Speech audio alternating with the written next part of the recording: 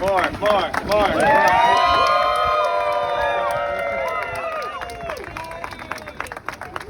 Pete. This is awesome. Congratulations. Thank you very much. Well, we didn't get here alone. We couldn't have done it without you guys. All right. I've been teaching you martial arts. Could you sign this right here? Yeah, I have a few things too. Are we all here? Yeah. Where's the mayor? Oh, Mr. Mayor, where are you? Amy? He was right behind us. Come on. Politicing's over. Campaign's over. Come on. We have Amy here. No, come on down here. Right here. Hey, come on in. Sorry. No. There. Still there. Well, good afternoon. I'm Cliff Blake from the Dover Arts Commission. Who likes Teenage Mutant Ninja Turtles? I figured. Welcome to the first of two ceremonies today commemorating Dover as the birthplace of Teenage Mutant Ninja Turtles. First, we've got two events today. First, we're going to unveil the State of New Hampshire historical marker, and then we're going to go down to 28 Union Street to unveil the commemorative manhole cover that is in front of what was in 1983 Mirage Studios. Thanks for today's ceremonies to Jonathan Nichols of the Woodman Museum, City of Dover Community Services, their director John Storer and his crew, the Dover Arts Commission and Dover Planning Department. We'll have formal remarks with a real microphone when we get down to Union Street in a little while. But as a reminder, these unveilings are not open for autographs. We're not doing signings and autographs today, just so you understand. So put the Sharpies away. They're viewing events. We want you to take all the pictures you want, but we can't offer individual photographs. So thanks for respecting the guidelines. Now we're ready to uncover the New Hampshire Historic State Marker. Here to do that, and I'm going to just get out of the way a little bit, is Amy Dixon. She's the Community Preservation Coordinator for the New Hampshire Division of Historical Resources, Department of Natural and Cultural Resources.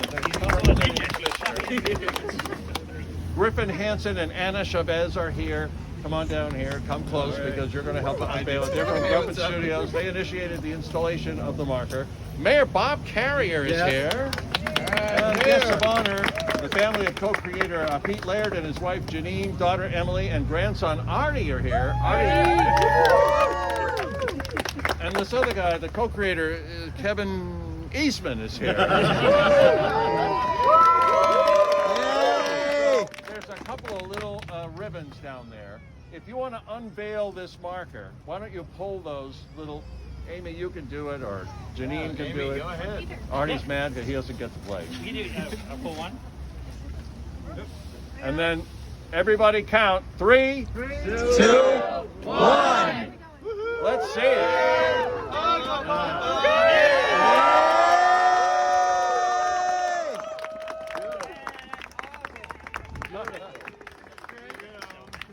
Look at that. Everybody read it and then clap again. Janine, can you come down so everybody can get a picture of... I'm getting out of the way. Sorry, I'm a lady. Very tall. Very tall. Get some very loud, pictures. I can grab some. Yep, you can all get in there. Griffin, you want to get in there too? Oh, sure. You want to get in? Wait for Artie. I already got my Ready? All right. Everybody gathering close. We're good. We're good. He's photogenic like me. Yeah, there you go. Everybody say cowabunga.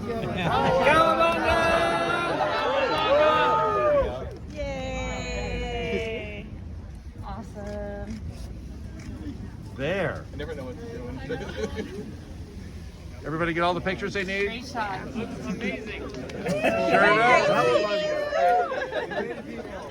Yay! Really cool. Congratulations again. All right, we're all going to take a walk. Herculean effort. They all know where they're going. We're going down to Union Street. Those of you who are living on Union Street here today, sorry. Well, again, I'm Cliff Blake from the Dover Arts Commission. Thank you for coming here. Who loves Teenage Mutant Ninja Turtles more than does? Yeah! Well, welcome to the former home of Mirage Studios. Do you see the house there? Of course. A few thanks today. Thanks Mike Gillis and the City of Dover for the PA. Also on hand, Ralph Di Bernardino of Jetpack Comics is here with great comics. And Bill Latham, Lath Karate is here too with some information. Just as a reminder, the unveilings are not open for autographs. These are not a signing event, so if you brought something to sign, put the Sharpie away, we're not going to be able to do it. It's a viewing event, but I want you to take all the pictures you can, because this is an occasion that is 40 years in the making. Now that we have everybody gathered, I want to give each of our guests a little time for a few words before we unveil the manhole cover. First up is the folks that initiated the Teenage Mutant Ninja Turtle New Hampshire State Historical Marker, introducing Griffin Hansen and Anna Chavez.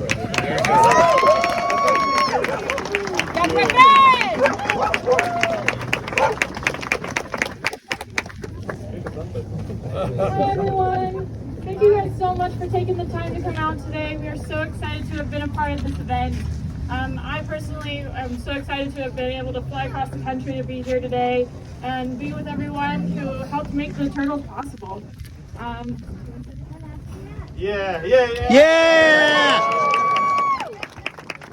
And yeah, thank you very much for coming out today. My name is Griffin Hansen. I'm the director of the Animation Education Association, where we go around the country and help put up historical markers for people who've made a significant contribution to the medium of animation. And I think that Kevin Eastman and Peter Laird did a fantastic job in helping inspire generations and generations of artists. Generations of artists who've come out to this event today and have braved the, for us, lovely New Hampshire weather, but for everybody else, terrible cold, and come to see this unveiling event. I hope that while we stand here in maybe not the shadow, but rather the sunlight of where the house used to be, everybody out there thinks that the Ninja Turtles from Dover, New Hampshire? Where's Dover on a map? The Ninja Turtles are a huge thing, but I hope that this just goes to show that great artists can come from anywhere, and great ideas can come from anywhere. And I hope that people in the crowd today who might be thinking that the ideas they've had for a comic book, a movie, or just even a new addition to their house that seemed crazy or seemed out of pocket or anything of that sort are really inspired by the work that Mr. Eastman and Mr. Laird have done, which we're commemorating today, which in 40 years from now could be something that people are putting up historical markers for you. So I hope that everybody here today who is celebrating Mr. Eastman and Mr. Laird chasing their goals will be inspired to follow their own goals going forward, and I hope we all enjoy a lovely unveiling ceremony today. Thank you very much.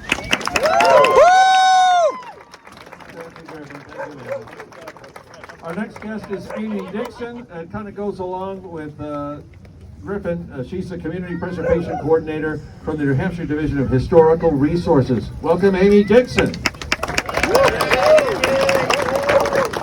Thank you. This is an awesome crowd. I'm going to keep my remarks very brief. The Historical Highway Marker Program is cooperatively administered through my office, the Division of Historical Resources, and the Department of Transportation. I want to thank Griffin and Anna for bringing the Ninja Turtle topics to our office and our attention.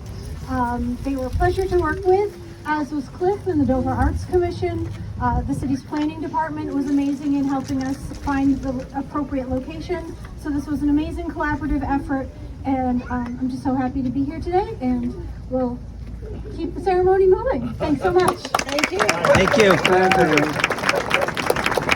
As we move from one commemoration to another, these are two parallel projects that just happened to come together today, of all days. And as we move from one to another, I want to welcome James Lane, who has worked with the city and the Arts Commission for years to make this manhole cover a reality. And by the way, the money raised for this came not from the city or from taxes, but from over 200 people who donated to the Indiegogo campaign. Right, James? There you go. Yeah! Thank you. I'll keep this short, but I got a lot of people to thank, and I don't want to forget anyone. 3 years ago this month, I was walking my dog past here and thinking this specific spot, I'd done the research to learn where Mirage Studios had been. This spot needs to be recognized. I'd been a Turtles fan since the comic book days, met Eastman and Laird at an 80s convention. I love little Easter eggs hidden in neighborhoods about history, and this could be one of Dover's biggest. And I figured no one had done it, somebody had to do it. I guess I'm doing it. I saw that manhole in the street, that one right there, and this whole idea came together practically all at once. Crowdfunding to let people participate, avoid any controversy about the city funds, overage to charity, get some local pride going about it. I contacted the sewer department because it seems like step one.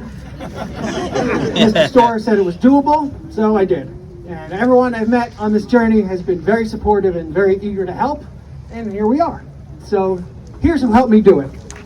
Thank you to my wife Vita for her patience and excitement and graphic design help. John Storer of Public Works and his team for making the install look so good. Cliff Blake and the rest of the Dover Arts Commission along the way, and Aaron Basaggio working with Cliff to put today together. Great job. Ralph DiBernardo of Jetpack in Rochester for fueling the fundraising and general support.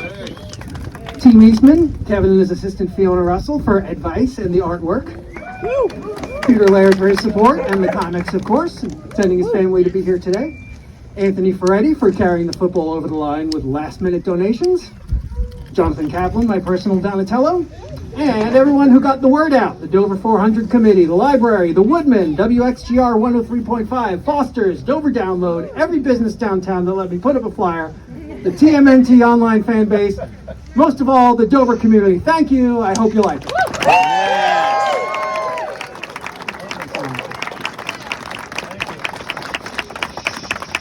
Well done. We have another guest with us. I want to welcome our newly elected Dover Mayor, Bob Carrier, has a proclamation from the city. Mayor, it's yours.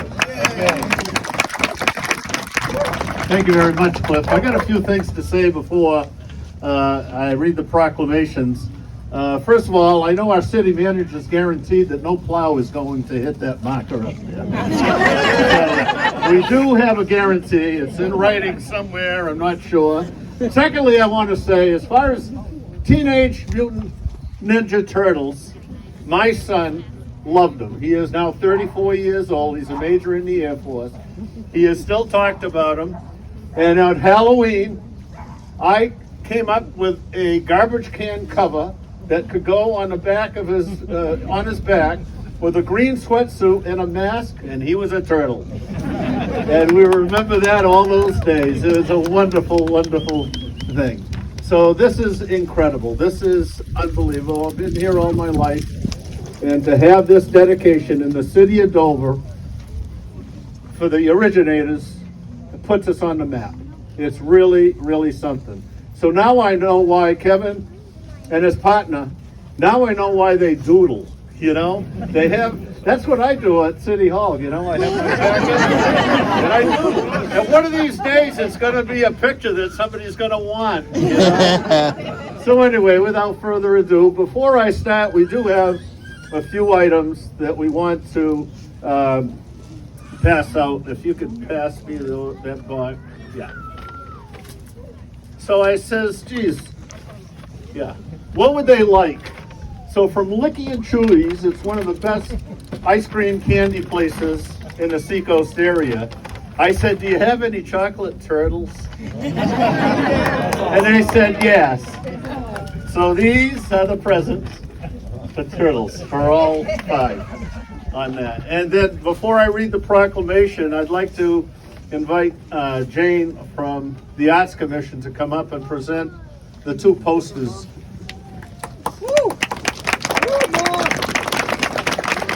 Thank you so much. I'm Jane Hamer, and I'm the chairperson for the Dover Arts Commission. And I just wanted to say thank you, especially to James. When we started this 3 years ago and he came to the Arts Commission, we all kind of shook our heads and said, it's a great idea, but I don't know. And you know what? It's a testament. Don't give up. If you have a dream, don't give up. Because he never gave up and he kept pushing forward. And it's remarkable that we're here today. So also want to thank the City of Dover for being so supportive. The community services guys, stayed here to make sure the cement was dry after they put it in. So I just can't thank everyone in Dover enough. It's been wonderful. And so we just have a couple of special gifts, one for James and one for Griffin, for doing the state marker, and we just want to give you our heartfelt thanks. Thank you very much. Thank you, Jane. So at this time, it gives me great honor to read from the City of Dover a proclamation. The City of Dover, New Hampshire takes great pride in recognizing and celebrating the contributions of talented individuals who have made a significant impact on our culture and entertainment. And whereas the Teenage Mutant Ninja Turtles were co-created by artists Kevin Eastman and Peter Laird in November of 1983, while the two lived on Union Street in Dover. The first issue of Teenage Mutant Ninja Turtles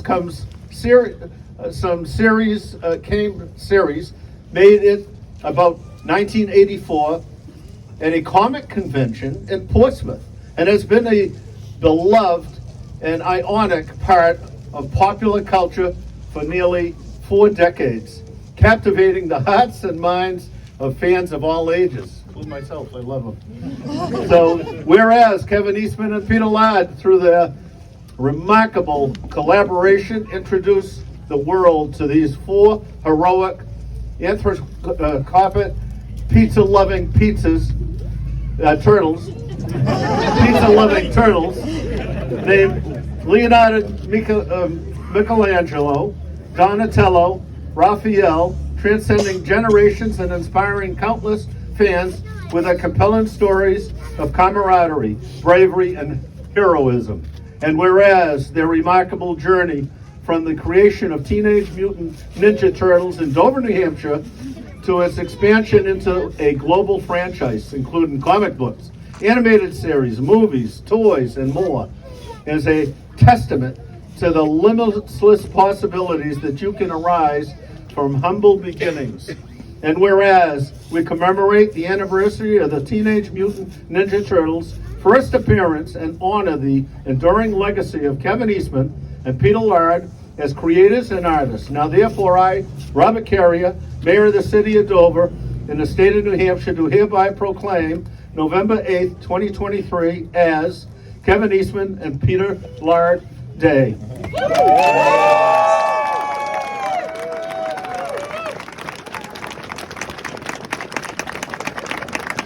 In the City of Dover, we recognize and celebrate the enduring legacy of the Teenage Mutant Ninja Turtles, the creativity and vision of co-creators Kevin Eastman and Peter Laird, and the joy they have brought to our community and the fans around the world. I encourage all residents of Dover to take this opportunity to reminisce about the adventures of the Teenage Mutant Ninja Turtles, share their memories, and perhaps even enjoy a pizza. See? In honor of these heroic reptile friends, let us be inspired by their example of courage, camaraderie, and dedication to the greater good. And I did ask a question earlier on. I says, there was Shredder in this too, right? And Shredder was the mean one. My kid hated him. So anyway, a witness whereof I have hereunto set my hand and caused the seal of the City of Dover to be affixed this 8th day in November 2023. Robert Carrier, Mayor of the City of Dover.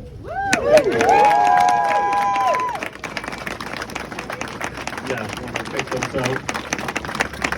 And Kevin and the family of Peter, would you please come up to the podium, please? Yeah. On behalf of the City of Dover, we would like to present you with a special key to the City of Dover. Thank you. Yes. You're very welcome. Thank you.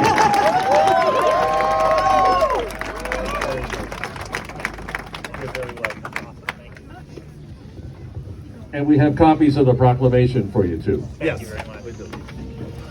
Yep. That is awesome. And don't forget your turtles. You know what? You can leave that right here and Yeah, get if it you want in a to leave second. and take them out if you want. Yeah, we'll leave it down. I'm gonna grab it on the way. There you One of go. those is mine, and one of those- Yes, yes. And we also have copies for James and Griffin too. Yes. And candy. And candy. All right, it's well, congratulations everyone. Give them a hand again. We saved the best for last, as good as Von Carrier was. Please welcome our guests of honor, co-creator Kevin Eastman and Peter Laird's wife Janine, his daughter Emily, and grandson Artie. Janine has a message from Peter Laird as well. Who goes first? Thank you so much, everybody, for coming. We love Dover, truly. So Peter gave me a few words. He's sorry he couldn't be here today, and so thrilled with this honor. He gave me a list of memories. I won't go through every one of them, but we did like going to the Woodring Museum and the polar bear in front, and we did like, there was a place in town, we got muffins on the wooden spoon that has gone. Yeah, and we liked, he was an illustrator at the time, so he did some work for a local real estate agency and for the Moxie Company up in Rochester. He had a job drawing many people who worked there. And also loving the library. He used a computer there for the first time that was provided. And riding our bikes to Tuttle's Farm was always fun. Mostly, of course, we loved our household. Peter came partly because I was going to UNH. We were living in Massachusetts. But he also mentioned a kind of crazy but wonderful friend he had who was living pretty nearby. And Kevin eventually moved into our house. And many of you know the story of sitting on the radio chairs and watching terrible TV shows and laughing their heads off. You know, while I was studying. And I just wanted to let the mayor know too. If you don't know the story of the shredder, there was some kitchen shenanigans going on in that house too, and we did have a cheese grater that inspired the shredder. So thanks everybody who organized and who came out today.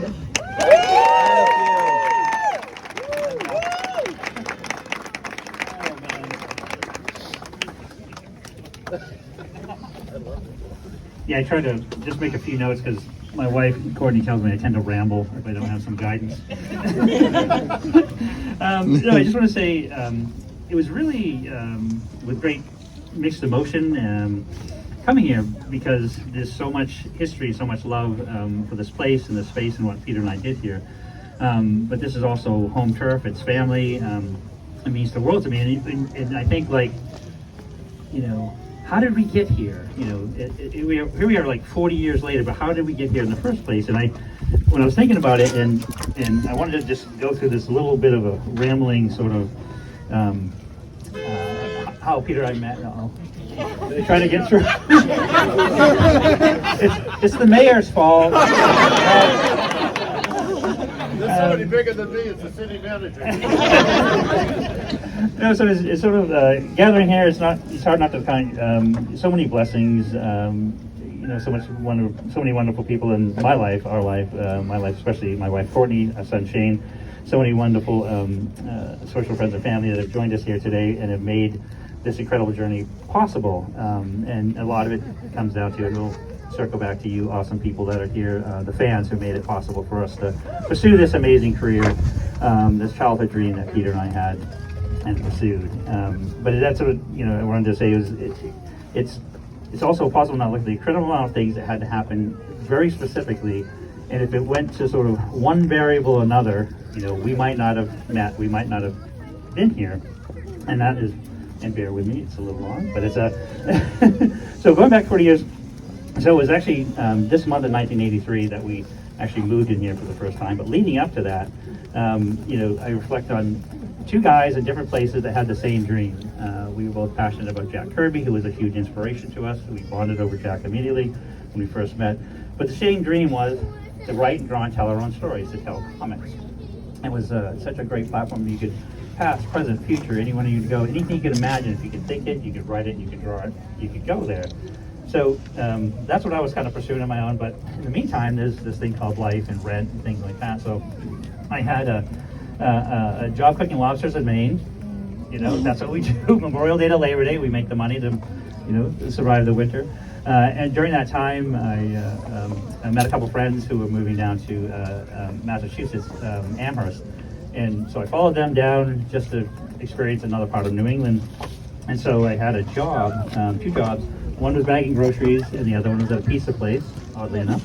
And I was actually riding the bus home from one of the jobs, and I see this magazine on the floor of the bus. And it was a cartoon magazine produced locally by local artists. And I found out it was in the next town over called Northampton. And so I gathered up all my drawings, went over there to try to sell them some of my work. And they said, well, we don't really do those kind of comics, superhero kind of stuff, but you should meet this guy, Peter Laird. He draws the same stuff you do. And so they gave me his address. I wrote him a letter, like you did, you know, we did text back in those days. So I wrote him a letter, and he invited me over to his place, his studio, Main Street in Northampton. And it was just, we were instant brothers. We bonded over Kirby. He had a Kirby original. We talked about stories now. We actually, from that exact moment, we said, I'll go home and pencil something, you go home and pencil something, and then we'll get back together, you know, in a week. We'll trade them off, we'll ink each other's work. And so it was, again, an instant friendship, and I think I was so, I used to make him laugh. I think he just sort of couldn't believe how kind of goofy I was. So anyway, I moved back. So that spring I moved back to Maine to cook lobsters again. And just by happenstance, we had this thing that Pete then met his awesome wife Janine. They moved up, as she said, up to UNH, and they rented a place here, right there. And when I finished cooking lobsters that summer, Pete said, well, let's form a studio together, and we'll try to sell our works, because we both write and we both draw. We had different strengths, and so if we teamed up, we'd send our work out, and we'd sure to get lots and lots of work. And what we got was lots and lots of rejection letters, but we didn't give up. So I rented a room for them. We moved here. We formed Mirage Studios, which was a Mirage. It was our living room. That's for the name. That was the inspiration for the name. And in November of 1983, like literally this month, in 1983, I had this moment where I like to tell a story. Like Pete used to watch these shows that he loved, T.J. Hooker, A-Team, things like that. And I felt it was my job to annoy him as much as possible while he was watching his favorite shows. So I had this idea of drawing I took Bruce Lee and made Bruce Lee an animal. What would be the stupidest animal? It would be, well, fast-moving martial artist, slow-moving turtle. And so I did this drawing, made Pete laugh. Pete then did a drawing, changed some things, improved some things, and so we started talking about it more. And he said, well, if one wanted a group of them. And so I penciled this drawing, 4 turtles, each with different weapons, and I put this kind of cartoony comic book logo that said Ninja Turtles on it. And when he inked it in, he added Teenage Mutant to the title. And we picked it up, we looked at it, and we said, this is the dumbest thing we've ever seen. But we love it, and we said, we don't have any distracting painting work going on. So let's come up with a story that tells how these characters got to be the Teenage Mutant Ninja Turtles. And we started working on it that fall, and so like literally everything you've ever seen and loved about all things turtles were created in that house, right there. That's not there. But, the living room was sort of in the far back corner. That's where Mirage Studios was. My room was in the front. Janine mentioned, it's funny, the kitchen was just off the living room a bit, and Janine mentioned the creation of the shredder, and it's true, we were coming up with things like the names Michelangelo, Leonardo, Raphael came up with in that house. We actually had a discussion for about 2 weeks because Peter liked a Renaissance sculptor, Donatello, better, and I liked this other sculptor called Bernini, so Donatello was almost named Bernini for about 2 weeks. Fortunately, I think glad we went with Peter's suggestion and it came to that. But in the kitchen, Janine used to make the most killer muffins in the world, and she had made dinner that night. Peter and I humbly tried to pay her back by doing dishes. And so as Peter was washing and I was drying, we were sitting there talking about the ideas of things to put into the story of the turtles. And I was drying this cheese grater, and I slipped my hand up inside it to dry the inside, and I said, man, Could you imagine a bad guy with this as a weapon? He would like literally like shred your skin off. You could call him like a grater. And luckily, Pete also said, "How about Shredder?" Oh yeah. So that was all done here in Dover. So the whole story, written, drawn, created, every single page, everything. So we'd arrived at this point. We had this comic book. We got rejection letters, and there was this self-publishing program movement in comics at that time.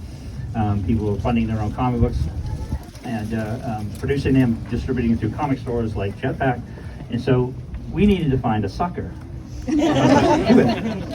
I'm kidding, of course. Michael Quentin is right there. I was very fortunate. He's the most awesome uncle in the world, and he used to sell art supplies, and he used to give us discounts on art supplies. And so Peter and I put together this proposal of how we were going to pay him back $1,200. If we got $1,200, we're going to print it locally here at a printer here in New Hampshire. This is how much we're going to sell it for. Here's what we're going to do. And so I think Quentin, who wrote the check for $1,200, probably quite positive he'll never get paid back, wrote the check, and he is the reason that, he loved what we did. He loved the support. He loved the idea and the drive. And so without his help, that's why the Turtles were born. Manchester.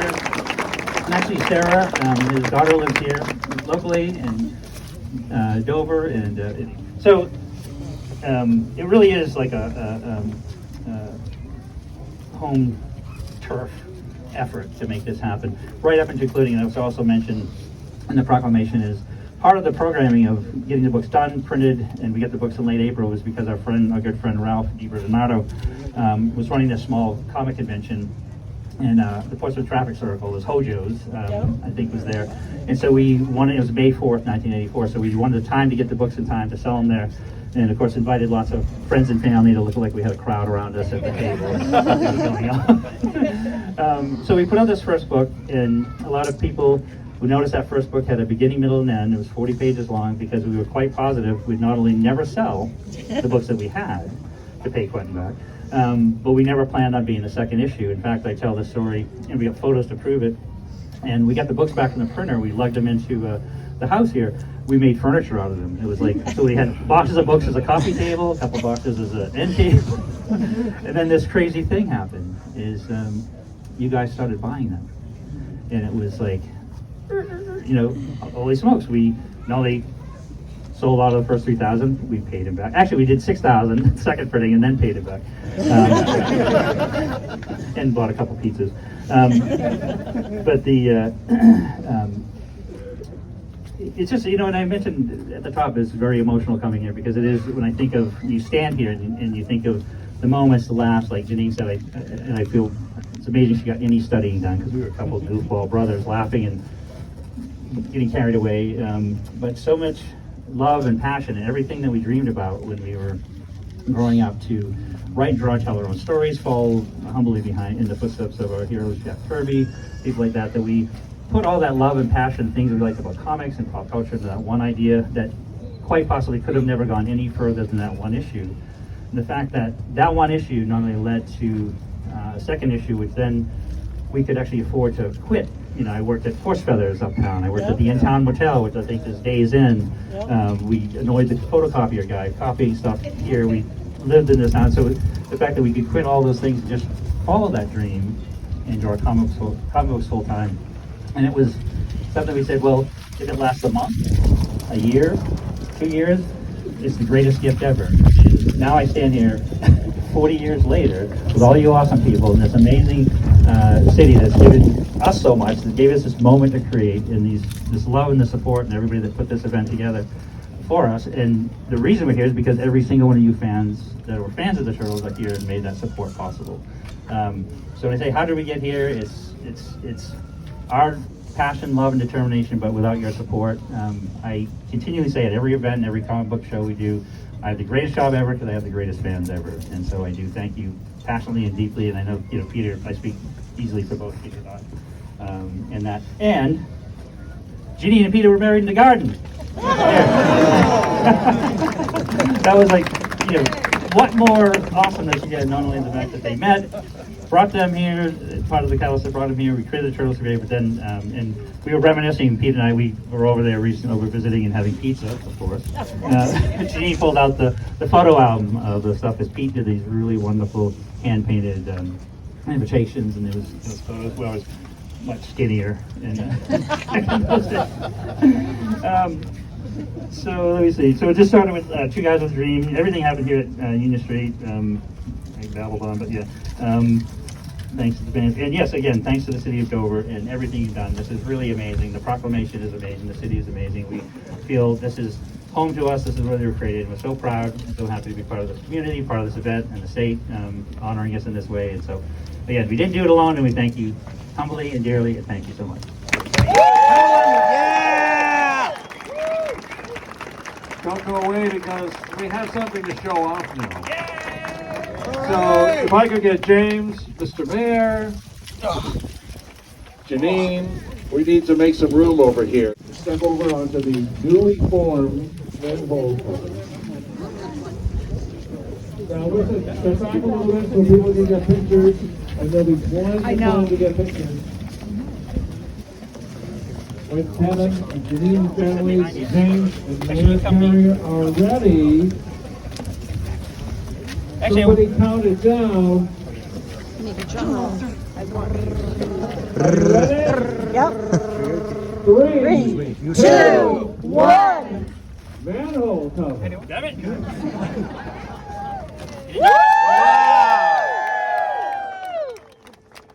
So cool. That's awesome. That's amazing. I want to say really quick that one of the coolest parts of the development of this idea is James and his wife Peter really came up with the concept based on design, and then I fell in love with it, so I recreated the art that Peter and I did for the first cover, and man, it is more beautiful than I ever could imagine. So it was really a team effort, and it really was truly for the town, for everybody else, but holy smokes, that's awesome. And if there's a problem with the sewer line,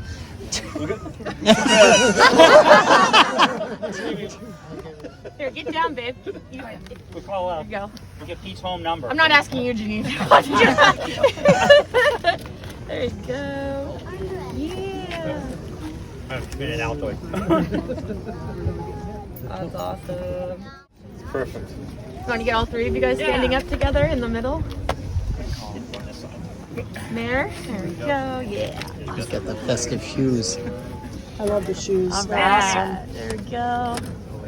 Awesome, guys. Congratulations. Woo! Awesome. That's exciting. Congrats. Yay! Go, go,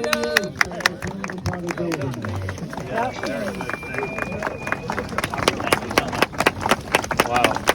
Thank you, Kevin. Thank you, guys. Thank you. I'll look at it on this side. Yes, you can order them. Full hair.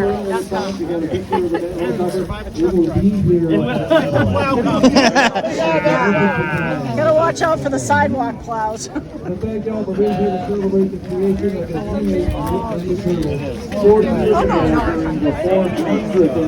I do want to get a picture of my niece.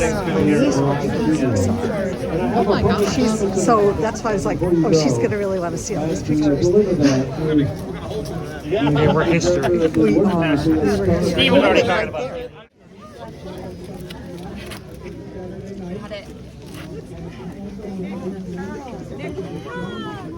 Hi, Artie. Hey, I know she's like, it's so sunny out.